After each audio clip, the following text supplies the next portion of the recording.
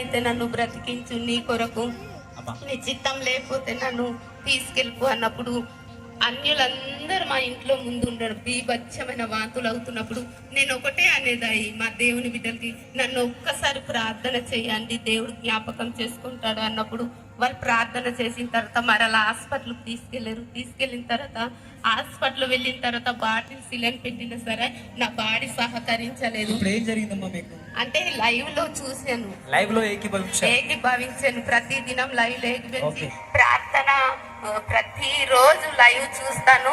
ఆ లైవ్ చూడడం వల్ల దేవుడు నాకు స్వస్థపరిచాడు. ఆరోగ్యంగా ఉన్నా, కొద్దిగా బలహీనతగా ఉంది కానీ ఆరోగ్యంగా.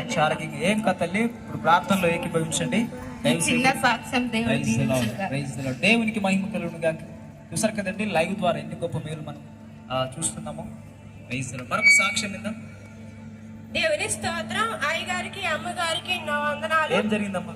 మేము అంగన్వాడీలో జాబ్ చేసే వాళ్ళము. సమ్ చేయడం వల్ల మా జాబ్ తీసేస్తామన్నారు. మేము ప్రతిరోజు లైవ్ లో ఏకీభవించి ప్రార్థన చేసాం. 40 రోజులు సమ్ చేసాం. ఆ 40 రోజుల కాలం జీతం వేసారు, మా జాబ్ ఉంచారు.